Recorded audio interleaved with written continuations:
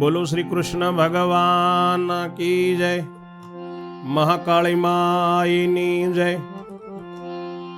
મહાભારતની આ કથા સાંભળનાર સર્વે શ્રોતાજનોને, ભાવિક ભક્તજનોને મારા શંકરપુરીના ઓમ નમો નારાયણ. આપ સાંભળી રહ્યા છો સંપૂર્ણ મહાભારતની કથા. આદ પર્વનું મત્સ્યવેદનનું આજે સાંભળશું. 119મું કડવું. 118માં કડવામાં મેં આપને ત્યાં સુધી સંભળાયું ને આપ સર્વે શ્રવણ કર્યું કે પ્રભુએ નારદજીને યાદ કર્યા છે. કર્ણ છગાઉ સુધી ચડી ગયો છે, ત્રાસે લટકેલો છે અને પ્રભુએ જાણ્યું છે કે મારો મનસૂબો સત્ય નહીં થાય ને મારા પાંડવ પાછા જશે. હવે કર્ણને પડાય નહીં, પીડા દેવાય નહીં, કારણ કે ભક્ત દાતાર છે. ત્યાં સુધી આપણે સાંભળ્યું. આજે સાંભળો 119મું કડવું. વૈષમ પાયણી પેર બોલ્યા સુણ જન્મે જયરાય, વિસ્તારી તુજને સંભળાવું મસવેદનો મહિમાય. નારદ ઋષિ થતા ખુશી દ્રૌપદીને ધામ ગયા, તવ સતીએ બે ભુજ જોડ્યા કિંકર પર કરી દયા. પધારો મહારાજા મને કરી પાવન, એમ કહીને બેસવા માટે કન્યાએ આપ્યું આસન.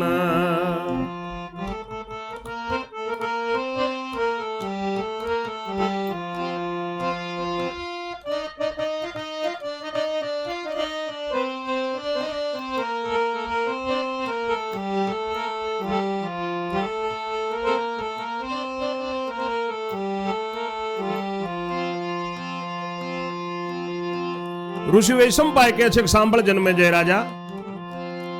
નારદ ઋષિ ખુશી થતા થતા દ્રૌપદીના ધામ ગયા છે, જ્યાં દ્રૌપદી ઝરૂખામાં બેઠી છે, મહેલમાં ગયા છે. સતીએ ઊભા થઈને હાથ જોડ્યા છે કે મારા કિંકર ઉપર દયા કરી. પ્રભુ ભલે પધાર્યા મહારાજ, પધારો, મને પાવન કરી. એમ કહીને બેસવા માટે નારદજીને આસન આપ્યું છે. તવ નારદજી આસન બેઠા ને જાણે અતિ ઉચાટ, શીશ ધૂણાવે, ઓઠ ફફડાવે ને બે ભુજ દીધા લલાટ.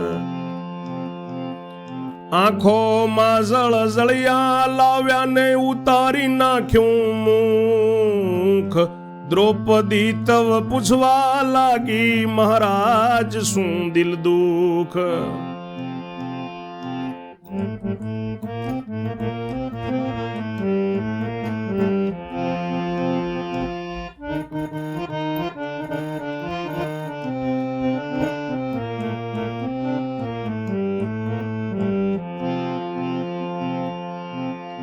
નારદજી આસને બેઠા ને ખૂબ જાણે ઉચાટમાં હોય એવી રીતે શીશ ધૂણાવે છે ને ઓઠ ફફડાવે છે. બે હાથ લલાટે માંડી અને આંખોમાં જળજળિયા લાવીને મોઢું ઉતારી નાખીને નારદજી બેઠા છે. દ્રૌપદી ત્યારે પૂછવા લાગી છે કે મહારાજ શું દુઃખ છે તમારે? આ વેળા તો અરખાવું જોઈએ ને તેમ છતાં કેમ યુદાસ? સાચું કહેજો સોગન મારા, કેમ થયા છો નિરાશ?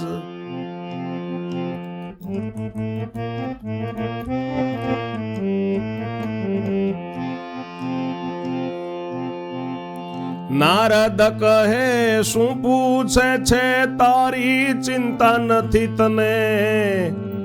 નારદ કહે શું પૂછે છે તારી ચિંતા નથી તને?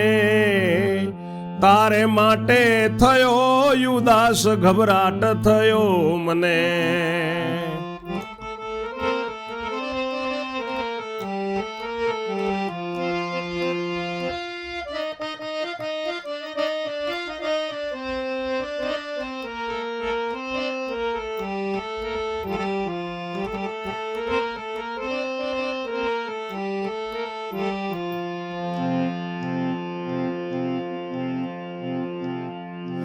દ્રૌપદી કહે ઓરે મહારાજા દિલમાં ન ધરશો દુઃખ, શા માટે મનમાં મૂંઝાવો, કહી દો મારે મુખ. નારદ કહે સ્તંભે ચડ્યો છે તેની તું ન જાણે વાત, પૂછી જો તારી દાસીઓને કોણ કરણની માત.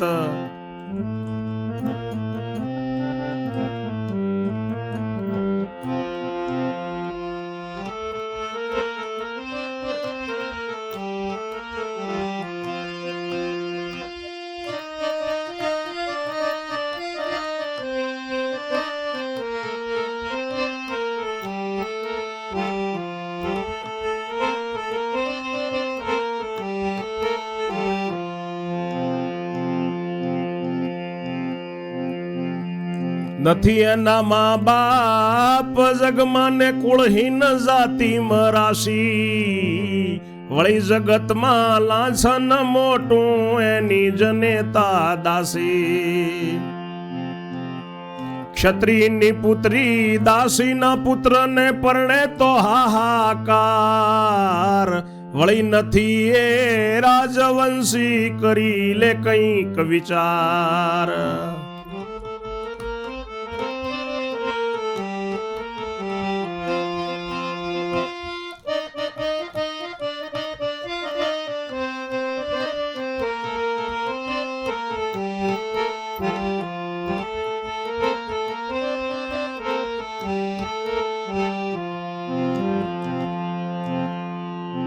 દ્રૌપદી કહે છે કે મહારાજ, દિલમાં ન દુઃખ ધરો, શા માટે મૂંઝાવ છો?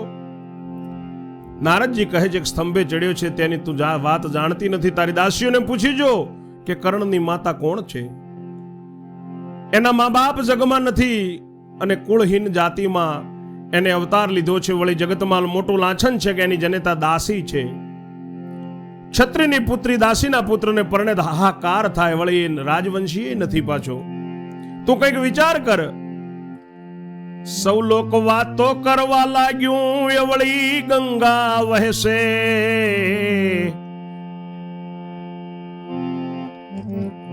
નેવતણા નીર મોભે સડવાના ને રાજ્યની કન્યા લેશે. એવી વાતો ચાલી છે તારી ને સાંભળી કાળજું બળ્યું, તેથી તુજને કહેવાય આવ્યો ભવિષ્ય વાંકું વળ્યું.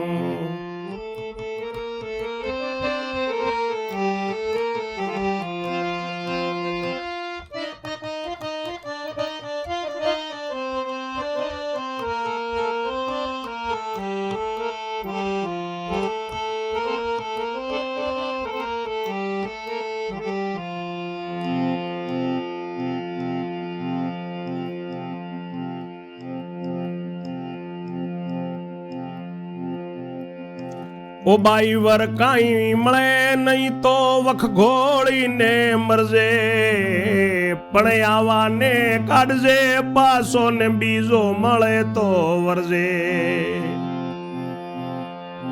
એવા વચન સાંભળી બોલી દ્રૌપદી મુખથી વચન, ઓ મહારાજા હેઠો ઉતારું નહીં વરું દાસી નો તન.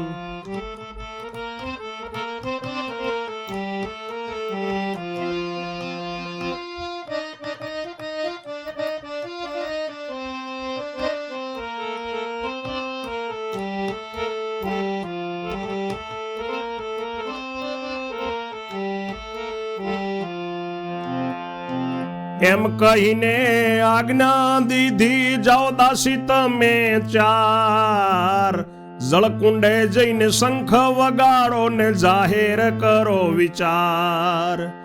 જળકુંડાળે જઈને શંખ વગાડો ને જાહેર કરો વિચાર.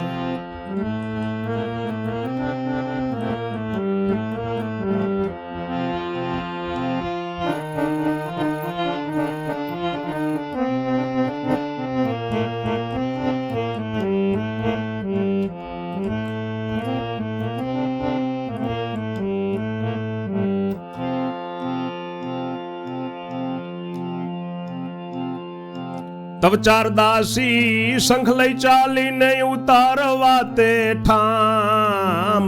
નારદ કહે જાઉં છું તો ન લઈશ મારું નામ. એમ કહી અંતર ધ્યાન થયા ને સૌ સભા જુએ છે ખૂબી. ચાર દાસી સભામાં આવીને જળ કુંડાળે ઉભી.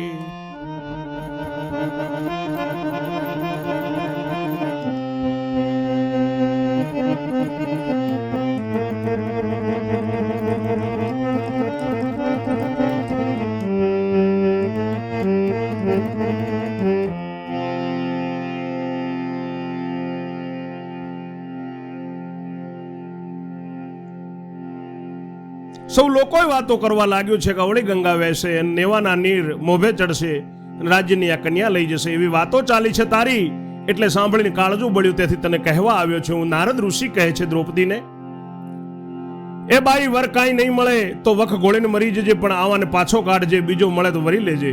એવા વચન સાંભળી અને દ્રૌપદી બોલી છે કે મહારાજ, હું એને હેઠો ઉતારું, નહીં વરું દાસી તને. એમ કહીને આજ્ઞા દીધી છે કે જાઓ દાસી, તમે 4 દાસી જઈને જળ કુંડાળે જઈને શંખ વગાડો અને મારો વિચાર જાહેર કરો. ત્યારે 4 દાસી શંખ લઈને ચાલી છે કર્ણને ઉતારવા. નારદજી કહે છે કે હું જાઉં છું, તમે મારું નામ ન લેશો. એમ કઈ અંતર ધ્યાન થયા, સૌ સભા જુએ છે ખૂબી. 4 દાસી સભામાં આવીને જળ કુંડાળે ઉભી.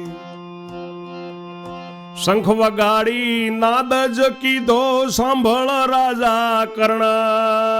શંખ વગાડીને નાદ કીધો, સાંભળ રાજા કર્ણ. જોજે તું મછવે ધન કરતો ને ઉતર પાછો ધરાણ.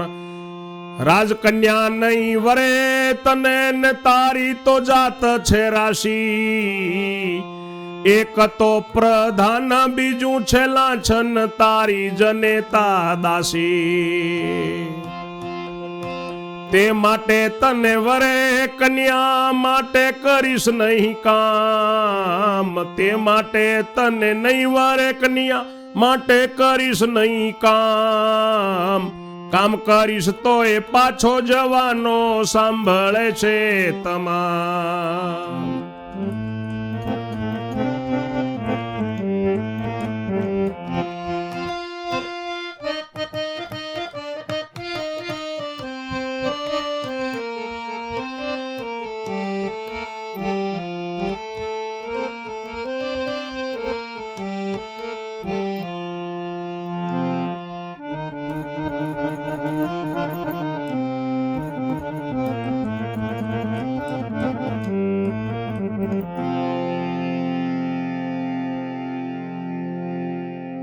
ચાર દાસી જળ કુંડાળે આવી સભામાં ઉભી રહી શંખ વગાડીને નાદ કર્યો છે કે રાજા કરણ સાંભળજે, જોજે તું મચ્છવેદન કરતો, પાછો ધરતી ઉપર ઉતરી જા.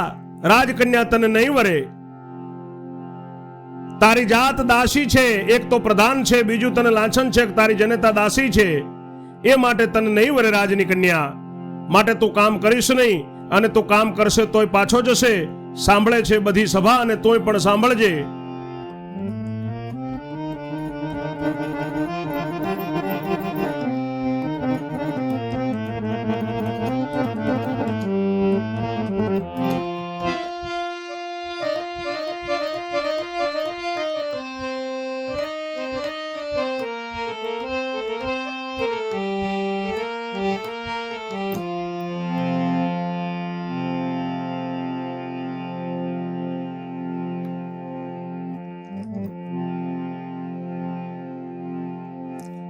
એવું કયું શંખને શબ્દે સાંભળ્યું કર્ણે કાન.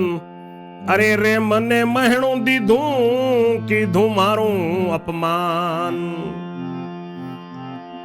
એમ જાણી સ્તંભને વળગ્યો, ઘણો ક્રોધે ભર્યો. ભરી સભામાં લાજ લીધી, ખરખર નીચે ઉતર્યો.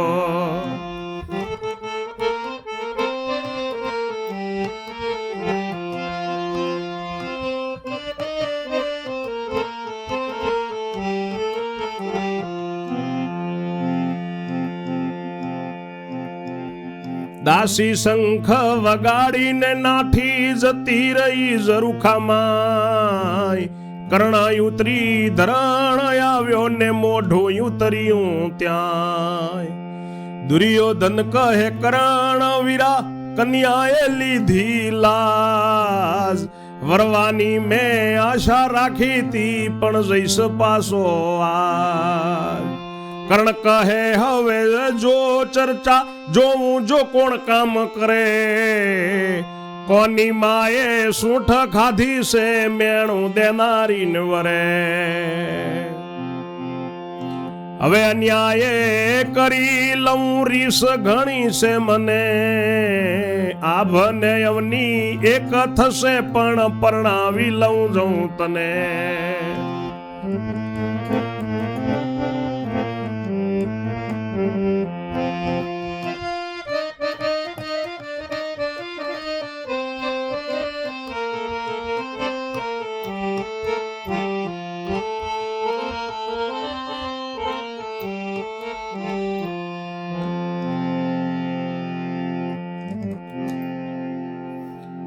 શંખના નાદમાં એવું સાંભળ્યું, કર્ણે કાનથી મને મેણું દીધું, મારું અપમાન કર્યું, એમ જાણે સ્તંભને વળગ્યો છે, ખૂબ ક્રોધે ભરાયો અને ભરી સભામાં મારી લાજ ગઈ, એમ જાણીને ખરર નીચે ઉતર્યું છે. દાસી શંખ વગાડીને જતી રહી ઝરૂખામાં. કર્ણ ઉતરીને ધરતી ઉપર આવ્યો, એનું મોઢું ઉતર્યું છે. દુર્યોધન કહે છે કે કર્ણવીરા, કન્યાએ લાજ લીધી, વરવાની મેં આશા રાખી હતી, પણ હવે પાછો જઈશ આજ.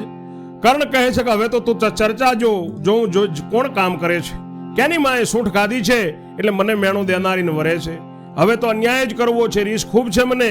આભને અવની એક થશે, પણ પરણાવીને તને જ ઘરે લઈ જઈશ. દુર્યોધન ધીરજ ધરજે, નિશ્ચય કરજે, જાણજે કન્યા તારી. દુર્યોધન કહે સાંભળો મામા, થઈ હવે મારીને મારી.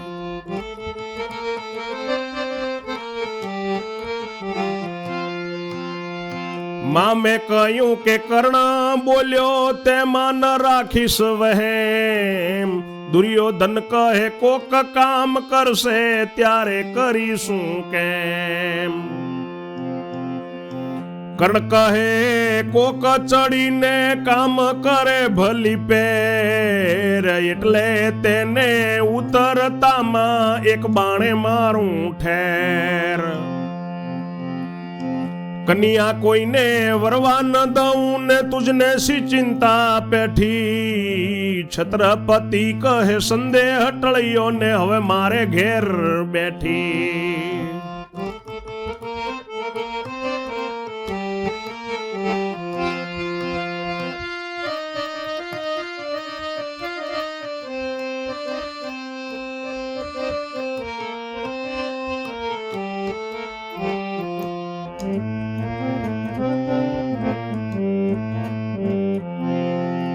મામો શકુની કહે છે કર્ણ બોલ્યો તેમાં તું વેમ ન રાખતો. દુર્યોધન કહે કોઈ કામ કરશે ત્યારે કેમ કરશું.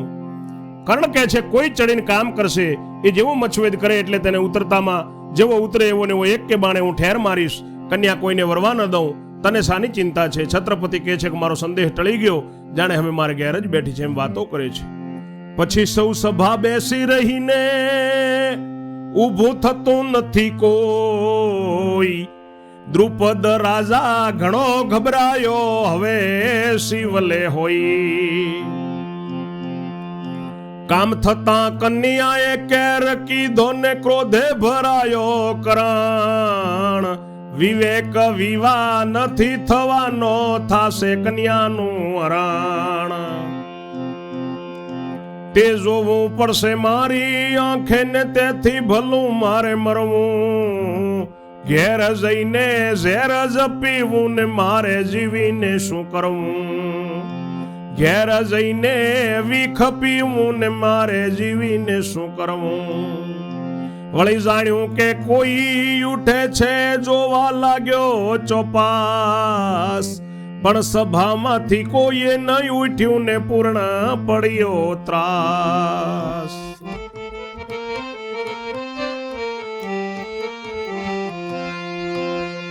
દ્રુપદે કહ્યું દ્રોણિકજીને જઈ આવું જરા ઘેર. એમ કહીને ત્યાંથી નીકળ્યો ધારી મરણની પેર.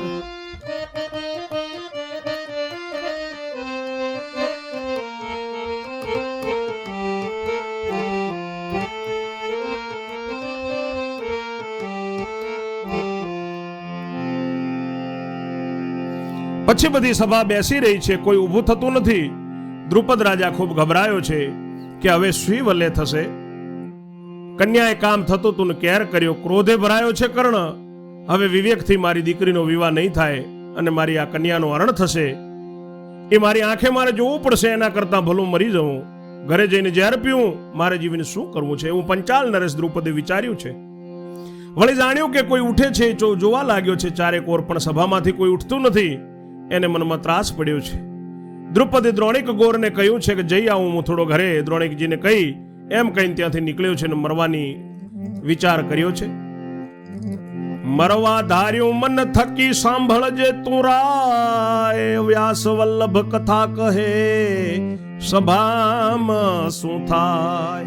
એને મરવા ધાર્યું છે અને હવે આટલી મોટી બારો ગાવું ચારે દિશાઓમાં ફેલાયેલી લાંબી સભામાં શું થાય છે તે આગળ 120મા કડવામાં જોશું. ત્યાં સુધી મારી વાણીને હું વિરામ આપું છું. આપ સર્વને જય જય શ્રી રણછોડ. ઓમ નમો નારાયણ.